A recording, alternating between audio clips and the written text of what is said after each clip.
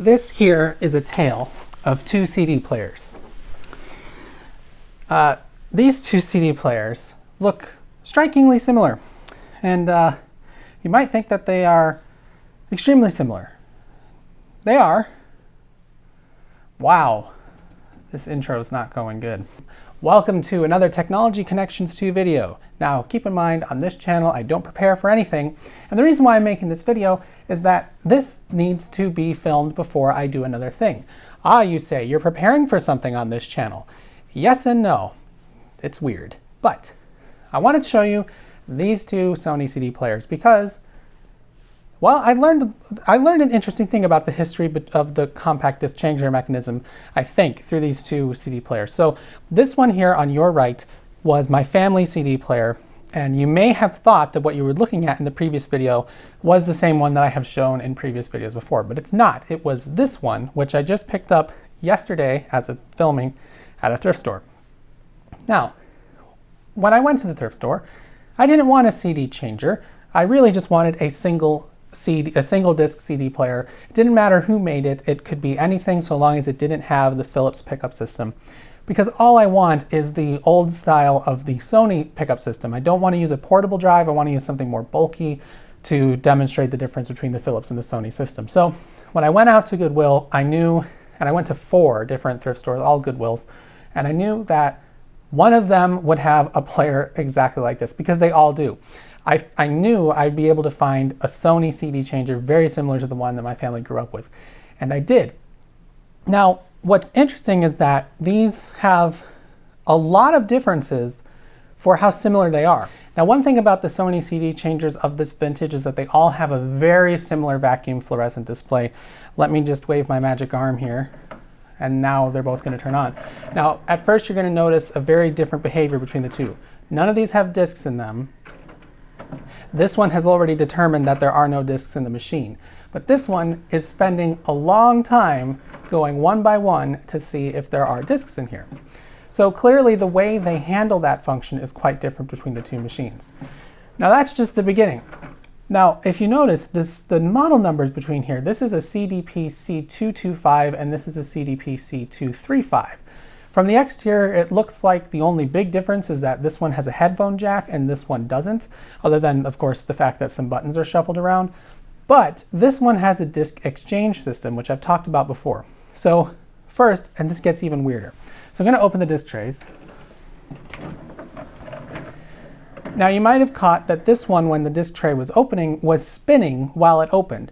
Now this is what threw me off guard, because for some unknown reason, when my parents, I want to say around 2005, 2006, this disc, or this player, has had some alignment problems. It still works for the most part, but the tray sometimes doesn't line up exactly right. And it's not really a problem, but what happened was at one time a disc got dislodged from it and it kind of ate the disc. Now, I just took it apart and got the disc out, and it really didn't eat it. You just needed to keep spinning the carousel till you could get at it.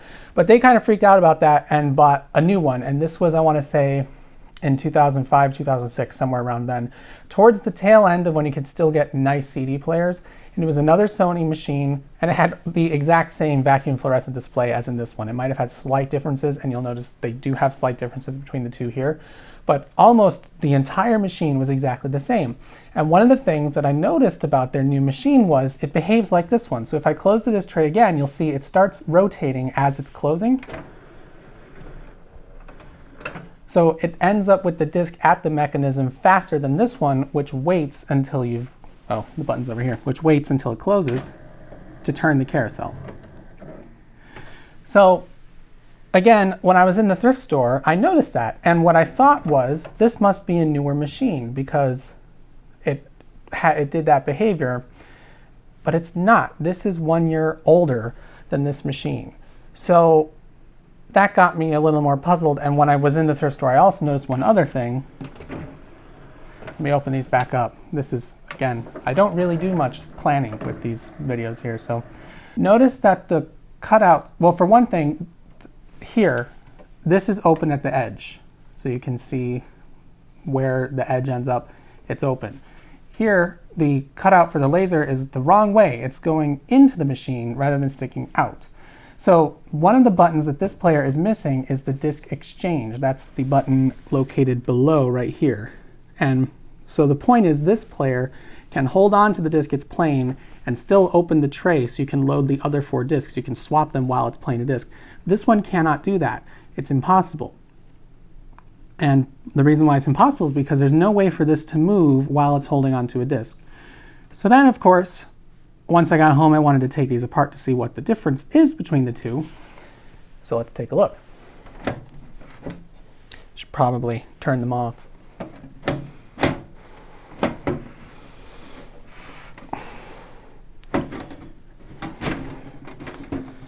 Oh man.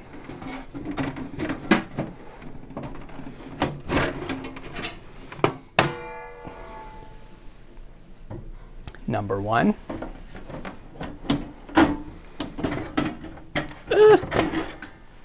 Number 2. Okay, let's put them back together here.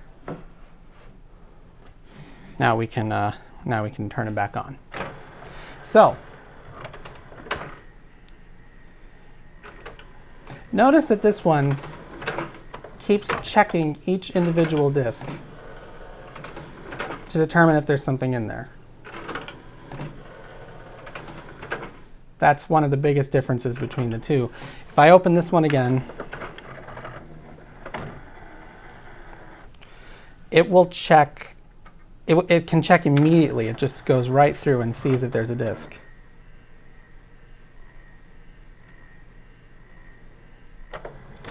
And it knows there aren't any. But this one had to go one by one to see whether or not there was a disk in there. But the biggest thing, one of the bigger differences between these two is notice that this here is fixed. This is the top clamp of the CD mechanism. So the tray moves out from underneath it. This one, this is part of the tray. So when this is open, the laser mechanism is actually completely uncovered. You can see it all, whereas on this one, it's still hiding under this clamp. And the differences don't stop there. Because of the fact that this one can't do the disk exchange and the slots going backwards, the laser mechanism is turned around. So in this machine, the laser is behind the spindle as you're looking at it from the front. And in this machine, the laser is in front of the spindle as you're, no. That was wrong. This machine, the laser is, it's closer to the rear, and in this machine, the laser is closer to the, I still have that backwards. Trying again. So the thing you'll see here is that the laser mechanisms are turned around. So on this one, the laser mechanism goes to the rear of the machine. On this one, the laser mechanism goes to the front of the machine. And that explains why they can't do the disk exchange. So let me go ahead and load up a CD. Okay, so now they're both loaded up with disk 1. I'll go ahead and close them both. You'll see this one moved already. So it gets the disk in place faster. And now they've both loaded the table of contents and they're ready for the disk to be played. So the weird thing about this one is that, I guess it's not the weird thing. What I didn't understand, I thought that this one was newer because it turned while the tray was closing, and I knew that that behavior existed in a newer machine, so I just assumed that this one would be newer. But the reason why this one doesn't do that is because, let me open this one back up. Actually, do them both.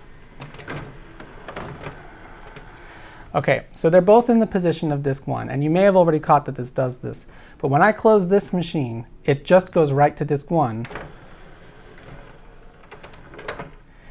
And the display of disks still shows all 5 disks. But when I close this machine, it checks if disk 4 and 5 have a disk. And now it only shows disk 1, 2, and 3. It couldn't check 2 and 3 because they were on the opposite side. But it has a way to check whether the disk is actually present without actually loading the disk into the mechanism. So for this one, if I go to disk 2, which I believe is this button, it has to lift the mechanism up to check to see if the disk is there. So that's why this takes so long. So on this machine, if I select disk 2, it's going to immediately know there's no disk, there's no disk. So now it's going to go back to 1 because it knows that 4 and 5 are empty. And finally, this one is now back to disk 1. So the fact that the tray moves after it closes actually saves time later on because it knows, it can remember that there are and aren't disks there. So now it's playing the disks because I had selected a disk, so it's going to do that first. So here's the big difference between the two machines. If you haven't seen some of my earlier videos, you might not know this, but this one can open the tray while it's still playing the disk. Because the clamp isn't part of the tray. The clamp is separate from the tray itself. It does a little shimmy to make sure it knows which position it's in. So this one doesn't have that button because, well, for one thing, the clamp is part of the tray, so whenever you eject it, it has to let go of the disk. It cannot keep it above the reader mechanism. But the other thing is that the tray, there is no gap in the tray. So again, I'm pressing a lot of buttons. This one, the cutout faces forward because when it's turned around, in fact this one you can see, it's going straight. So it lines up exactly with the CD mechanism right here. It slips underneath it, all is good. This one, it's just not possible. Even if, I mean, first of all, this disqualifies that from being possible, but even if this stayed at the back, the cutouts are going the wrong way. They're when the disc that it's playing, the cutout faces forward, rather than in this situation where the cutout faces rearward. So there's no way for it to move the tray out, in and out while it's still playing a disc. It's just not physically possible with this design. So when I picked this one up, I assumed that, I mean, that's what's so weird about it, because if you look at the specs or if you look at the model number, this is only 10 below this one, yet it has a headphone jack and this one doesn't. So I don't really know why the headphone jack was omitted for this particular model, but with this being a 225 and this being a 235, you would expect that this is just a later iteration of the model, but they added the disk exchange functionality and removed the headphone jack. Why? I don't know. Maybe they were very forward thinking and thought, you know, Apple's going to do that in 2016, so we'll just do that in 1993. That was a bad joke. But okay, so we can a few other differences between the two machines. First of all, you may have noticed you can see the actual motor that moves the tray. It's right here on the top. On this one, the motor's hidden. I don't know exactly where it is. It might actually be a direct drive on the turntable. They sound very different when you move the disc trays. This one's very quiet, very decisive sounding, if that's an okay description. Whereas this one, kind of a little more clunky. But what is interesting, let me, I have to get this one open again. Because I have to open it. I have to expose the disc. Yo, that sounds nasty. Okay, now they're both open. Fun. So the motors spin at exactly the same speed. Take a look at this.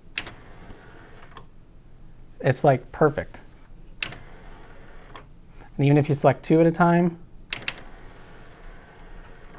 they're almost exactly the same speed. The other thing, one thing this one does, which I remember from being a kid, is if you quickly hit it 4 times, so it's going to go from disk 5 to 4, it won't go around all the way. It'll realize it can just back up and it'll be faster. Smart thinking. This one does the same thing. So they can spin the trays both directions, and you know, it's just very interesting, you know, because in my mind it seems very much like whoever was at Sony at the time, they had built this machine and they were like, you know what? What if we turned the CD mechanism around, we left the clamp at the back of the machine, and then you could open the tray while it plays a disc. And I mean, really, that was like, in hindsight, it seems so obvious. Other than that, these machines are practically the same. In fact, I haven't even bothered to look, but the design of the circuit boards is extremely similar. The capacitors are in the same places. These ones are physically a bit bigger than this one. Couldn't tell you why. Let's see, there's 2 blank spaces. IC401, IC401. Yeah, I mean, these may in fact have basically the same logic board and everything else. It's just they've tweaked the mechanism a little bit. And it's just very interesting. You know, maybe you don't find it as interesting as I do. I hope you do. I hope you nerd out on these sorts of things, because I'm a nerd. I'm assuming you're watching this channel because you're nerds too. And I mean nerd in the kindest sense of the way. But yeah, it's just, I don't know. It's very humorous to me how similar these machines are and yet how different they are. And it really is like, this may have been the first model that introduced that disk exchange system. I don't think, based on the fact that the features of these machines are virtually identical, aside from that and the headphone jack, I don't think it was a thing that, my guess is that they would have added it to the model line just across the board. It wouldn't have been a differentiating thing, particularly because they removed the headphone jack on this one. Either they thought that was, you know, an omission that people wouldn't care about, I don't know. But you know, the rear I/O on these machines, exactly the same. If you look at the front panel, well, actually they are different because the buttons are in different locations. But you know, you still got the same ribbon cable here. It's just, yeah, it's neat, I think, how similar these are and yet how different they are. Oh, and I haven't talked about the way this knows that there's a disk without having to actually pick the disk up. I figured this out a while ago. I have to see where that is. Give me a moment. Okay, hang on. Just pull that out. I wonder if that'll freak it out, because it doesn't think that disk 1 was accessible. Okay, there we are.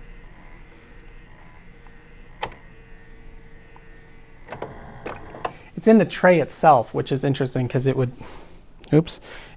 technically be able to determine that while the tray is open, right? It is in the tray?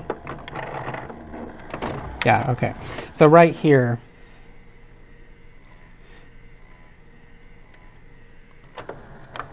yeah, timing's not good. Right under this slit here, there's an infrared emitter and receiver, so it's essentially, it can check without needing to use the disk's laser, whereas the reader's laser, whereas this machine, it has to actually check with the laser. You can see that it's doing that routine. Interestingly, when you just close it, it doesn't go through all the disks. So right now it just stops. Other weird thing, I don't know why this one's default display is 0. That's weird. That just seems odd. I thought maybe because this one has some programming buttons rather prevalent, and I thought maybe this one does have more programmability features than this, but no, it has all the same buttons. No one knows where the remote that this came with is. It was lost years ago. From childhood, I've never used this thing with a remote, so I have no idea what that is. But I do, you know, this machine is going to be taken apart and probably destroyed. The one thing I'm disappointed in is I thought the vacuum fluorescent displays were identical. They're not, and I would have swapped them because this one, you might be able to tell, it's a little weak. It's honestly not bad, but the display on this one is a little brighter. And when I say it's honestly not bad, this machine, and I kid you not, from when I was a very small child until probably 2005, 2006, got used almost daily. My family really liked music. My dad has a huge collection of CDs. And the fact that the VFD is still as bright as it is pretty amazing, really, because I've seen plenty of electronics where the VFDs are just shot. Now, granted, when this machine is off, there's no power to the VFD. It's not like a VCR display where it's on 24/7 because it's got a clock on there. But still, I like it. Seems impressive to me. But yeah, I think that's about it. I hope you enjoyed this. This is what this channel is, a lot of stuff of me just talking about things. I will get, you know, I'll have done some things in post with this, but yeah, exciting. But I do think it's just humorous that I don't know the history, so I can't I don't even know if it's going to be possible to look this up, but it honestly seems like the difference between these two machines was someone at Sony figured out we could, by just turning this around and moving the top piece to the player mechanism, we could add that functionality very easily and basically keep it the exact same player. So I don't know why they changed the front panel as much as they did. Probably because it was a new model and they didn't want it to look identical to the old one. That'd be my guess. But it's very interesting to have these two machines, which I'm sure, 90% sure, this one is the next generation of this machine. Why they took out the headphone jack, who knows? But other than that, it's literally the same exact functions. It's just this one can do that disk exchange. This one cannot. So, hope you enjoyed the video, and I'll see you later. Oh, one more thing. This machine is only intact now. I'm filming this before I made the other video. I probably already said that, but what we're doing with this one, I really just want to get this drive out of there. I would have used a portable player to do it, but the mechanism in portable players are so small, which is the reason why the Philips swing arm design kind of disappeared, because it's just a lot bulkier, which I probably already explained in the older video, but I'm getting ahead of myself here. Thanks for watching, and I will have more videos like this later on, so I hope you like them. Yeah, bye! Oh no, I'm not going to end it like that. I'll just end it like this.